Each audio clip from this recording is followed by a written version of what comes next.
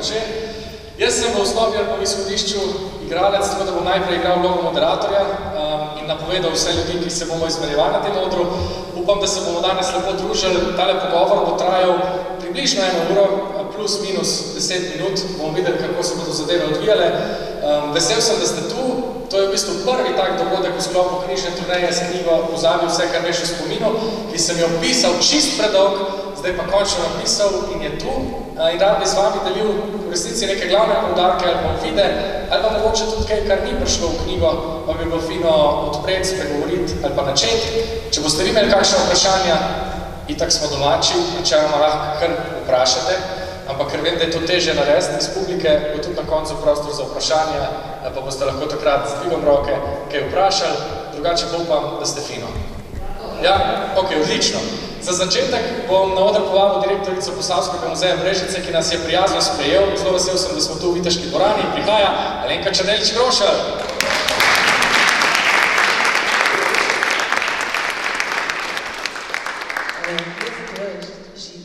Jaz bom kar ponižno spodaj, ker se ne čutim, da bi bila tako za zgoraj danes. Jaz imam eno veliko srečo, da vam Nika že kar nekaj časa, da sva sodelovala in da mi je vedno velik užitek se z njim pogovarjati in karkoli pač doživeti, tako bom rekla. Tako da hvala, da se vedno odzove tudi našim željam, smo že daj sodelovali, kot je bilo pač možno. Seveda si zelo zaposlen, kar je odlično in da želimo vse dobro. Mi je bila pa ta ideja, da to predstaviš tudi pri nas, res odlična, ker letos slavimo še enega mladega, izjemnega umetnika, ki pač ni prisoten, ker je tam na freski. Na freski Frančišek Karažem bi bil letos star 350 let. In zdaj, če bom še dolgo direktorca, imamo še kakšno steno, lahko še kakšen tvoj portret dodamo. To imamo vedno kakšne želje, da bomo še kje prilepili. Dobro, to je malo zdaj hec, ne vem, če bo to šlo, ampak zagotovo pa bomo s temi fotografijami, s tem doživetjem, ki nas čaka, obogatili ne samo današnji ponedeljek, 7. aprila, ampak verjamem tudi vse to, kar nas čaka v naši, upam, lepi prihodnosti. Tako da najlepša hvala tebi in da bi mogla reči nekaj zelo pametnega, ne da? Včasih je tudi pametno molčati. Dobro. Molčati je odliki odra, oziroma izpod odra. Ne, krasno. Jaz ko bi čakam, tako da zdaj vam res sedla. Hvala. Hvala, Alenka. V bistvu se skoraj vsemi tukaj že z vsemi tu dalj časa poznam, zato prostite, če sem tako neformalen, ampak ne gre bolj formalno od tega, žal. Zato, ker sem vesel, da ste tu, no pač obrazi, ki jih res že dalj časa dobivamo ali pa se srečujemo. In ena izmed njih je tudi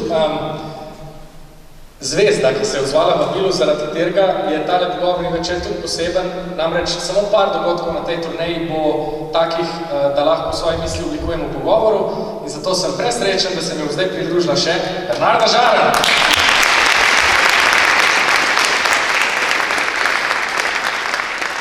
A vidiš, ni pogosto, da vodiš pogovor, pa te napovejo, ne? Ja, Najlepša hvala, Nik. Vsako srečanje z Nikom je pravo darilo in pravi navdih. Hvala lepa in kot vidite, ima tudi velik smisel za pomora, ne, Alenka? Nik je rekel, da je včasih modro tudi molčati, midva upam, da bova čim bolj klepetala. Iskrene čestitke in glasen aplavz za Nikovo knjigo z naslovom Pozabi vse, kar veš o spominu.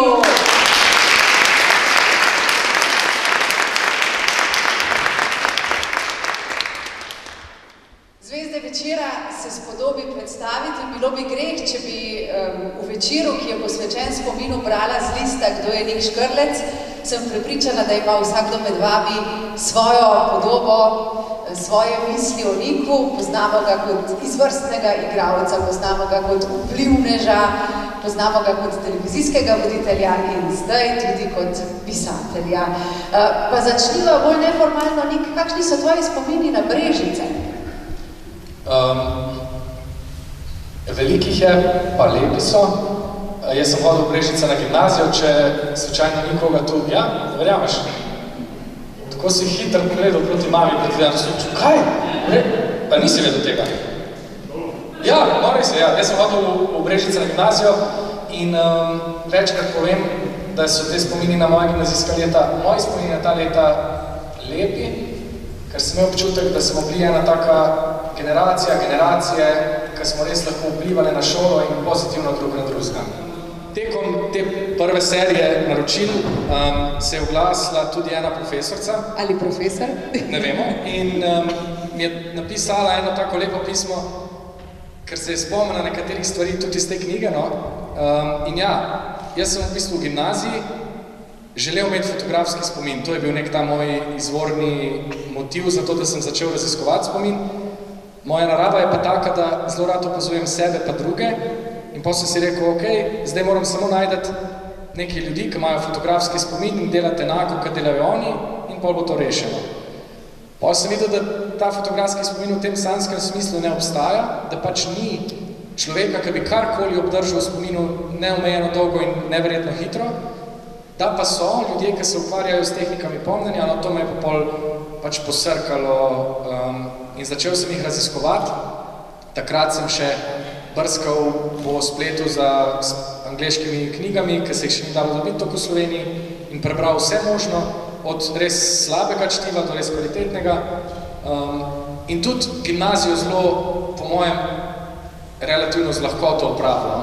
Zdaj sem rekel zelo relativno z lahkoto, 3 nasprotujoče si. Ampak moj glavni vzvod za raziskovanje teh tehnik je bilo dejstvo, da sem za učenje takrat v šoli porabil kar precej časa, hotel sem ga manj, hotel sem imeti pa tudi dober učni uspeh. Ampak pol sem pa videl, da to raziskovanje spomina v bistvu pelje na veliko bolj vznemirljiva področja in da je naš spomin veliko bolj kompleksen in zanimiv kot samo ena mašina za pomnjenje. Tako kot tudi ljudje nismo smo daleč od mašin za pomnjenje, smo bolj mašine za pozabljanje ali pa mešanje ali pa ustvarjanje. Če ste občudovali Nika v njegovi predstavi z naslovom Zdrava pamet, potem ste lahko slišali tudi priznanje, da državni prvak v recitiranju decimalk števila pi, če sem si prav zapomnila, si jih takrat znal na pamet 3141, zdaj mislim, da jih znaš še več. Ja. Zdaj jih znam preveč, ampak žal mi je letos podletelo jaz že kar nekaj od gimnazije, od akademije, študiral sem igro na AGRFT, Akademiji za gledališče, radio, film in televizijo. Se ukvarjam z eno zelo obskurno disciplino pomnjenja, to je zapomnjevanje čim večjih števk decimalk števila pi po vrsti. In takrat na faksu sem prišel do 3141, danes jih znam 11.000, ampak tega žal nisem mogel dokazati, ker sem se zmotil že pred 600 in sem bolj pogorel in zelo nespletno končal. Ampak to ne pomeni, da naslednje leto ne bom spet poskusil in mislim, da pa res suvereno pobral. Mi bomo vsi držali pesti. Ja. Potem, kako pogosto izgubim kolo v Ljubljani, pravi pač ne vem, kje je. Na neki točki hočem iti s kolesom in ga ni doma, ni ga na običajnih mestih, zgine. In pol kak dan porabim za to, da se sprehajam po svojih sledeh in pol ga najdem. No ravno zdaj, po izidu knjige, mogoče tudi posledica tega, da sem imel res stresne tedne, mislim naporne, pa nisem najdel kolesa en teden in sem se že potihem poslavljal od njega. In pol sem ga odkril samo se pravi, mi imamo 2 stojali za kolesa, jaz ponovadi ga puščam na enem, zdaj je bil pa sem na drugem. No. Jaz sem pa pogledal že celo Ljubljano, vse sem že obrnil okrog, Lena mi pravi, da naj si pač uredim ta iskalec, ta čip na kolesu, jaz pa trdim, čakaj malo, jaz sem prvak v pomnjenju, si bom jaz zapomnil. Ampak s tem želim sam povedati, da je čisto normalno, da nam stvari uhajajo iz spomina ali pa da pozabljamo. Mi se moramo samo odločati, katere stvari so nam bistvene ali pa za katere stvari bi radi kaj naredili, da držimo v spominu. Za nekatere ljudi, pa tudi če dalje bolj zame, je to mogoče tudi ena osebna zgodovina, družinski dogodki ali pa kaj taska. Za nekoga drugega so to glavna mesta evropskih držav, za nekoga drugega, za vse otroke od 7 do 9 so to imena dinozaurov ali pa ne, karkoli. In meni se zdi fino, da takrat, ko nekaj želimo obdržati v spominu, imamo načine, kako nam lahko to uspe. Ne? To pa ne pomeni, da mora biti naš spomin ves čas briljanten, še več. Bolj pomembno je, da je naš spomin ranljiv pa pozabljiv, ker če mi ne bi bili zmožni pozabljati, bi prvič živeli eno zelo grozno življenje, ker bi se spomnili vsega. To pomeni vseh naših težav, naših neuspehov, ves čas, vseh konfliktov z vsako osebo in vse to bi ves čas brbotalo v naši zavesti. Tako pa nam spomin pomaga, da se osredotoča na tisto, kar je za nas bistveno. In poleg tega je pa pozabljanje tudi seme ustvarjalnosti, pa učenja. Da se mi lahko naučimo nečesa novega, moramo v bistvu tisto, kar je bilo že naučeno, tudi pozabiti ali pa dati na stran. Recimo, najbolj enostaven primer je malim otrokom govorimo zelo jasno, živijo, saj ti si že starejša od 7, ne? Ja.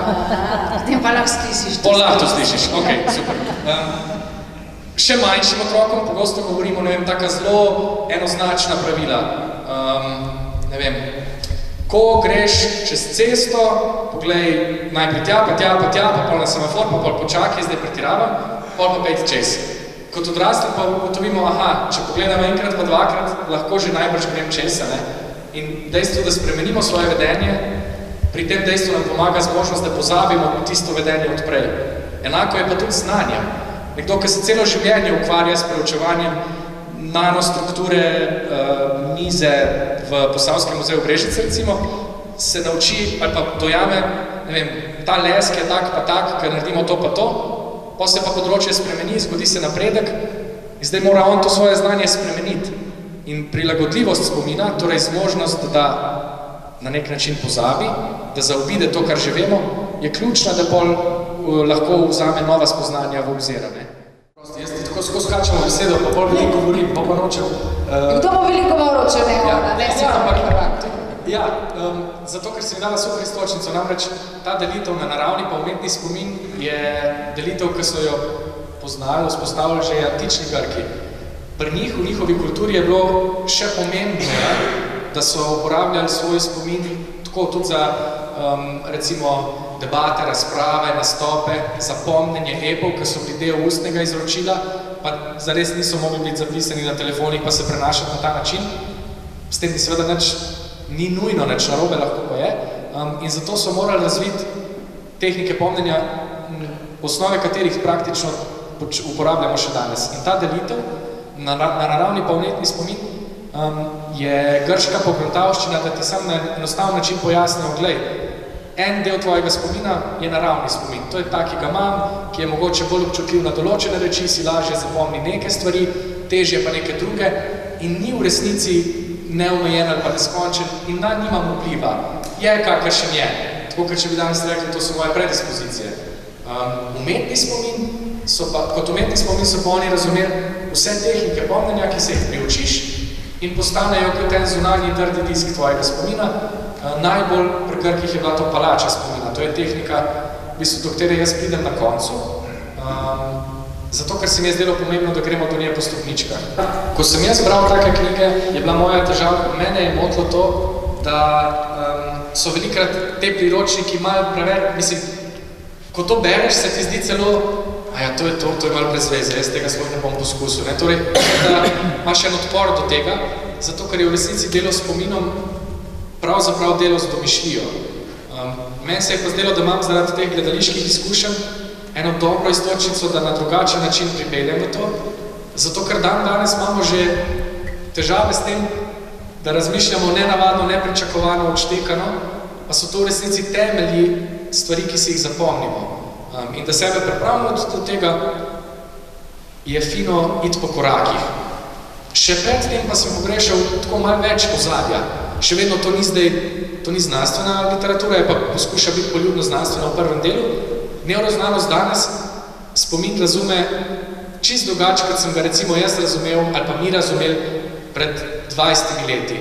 Se pravi, spomin ni nekaj, kar je trajna hramba znanja in stvari iz preteklosti. Spomin ni arhiv, iz katerega vzamemo ven knjigo in pol pogledamo, poletje 2002 in pol gledamo te dogodke, kot da so album. Daleč od tega. Naš spomin je lahko točen zapis preteklosti, lahko pa sploh ni povezan z našo preteklostjo, ampak je bolj v službi nas samih. naših potreb v danem trenutku, naših vrednot in to je dobro vedeti, ker če svoj spomin poznamo, prvič ga lahko tudi malo bolj razumemo, pa sprejmemo, pa tudi sprejmemo kakšne njegove kikse, po drugi strani ga pa lahko tudi izboljšamo. Samo delamo samo še to. Ko greš v trgovino, si lahko zapomniš tale listek za nakup z trgovine, lahko pa tudi ne. Jaz si ga ne, ker če kaj pozabim, pol je cela štala doma in pol tvegam še pol ure potencialnih pogajanj, kdo bo šel zdaj nazaj v trgovino, pač tega ne naredimo. Se pa odločam za kakšne druge možnosti, za druge možnosti preprostega treninga spomina in ena izmed njih je ta ne mi povedati. Danes smo postali zelo leni v tem, da ko nečesa ne izsledimo takoj, ker vržemo puško v koruzo in takoj pogledamo na telefon, ali pa nam pove prijateljica, kako če bi dobro nameren, pa nam izstreli to stvar. No jaz pa rad v tem trenutku sam rečem, sam malo stop igra, ne mi zdaj ti povedati, ker vidim, da veš, ne bomo googlali, ne bomo spraševali, če že ti, daj mi 5 minut, da malo brskam, ali pa celo, daj mi pol dneva, pa se ti bom pol oglasil. Kaj se zgodi? S tako navado začnemo trenirati našo zmožnost brskanja po spominu. Ker tudi to je veščina, da mi sledimo en spomin. Ena lepa metafora je lovljenje rib. Naš spomin, recimo, je kot ena mreža, ki nekje počiva. In da mi to mrežo ulovimo, vržemo nek trnek, ponavadi nazaj. To je nek tak občutek, ker se poskušaš nekaj spomniti, brskaš nekje od zadnje. In če ta trnek vržemo in pade v prazno, ponovadi, če odnehamo in si mislimo, to je to, ne vem, moj spomin je za nič konci, jaz propadam, povejte mi.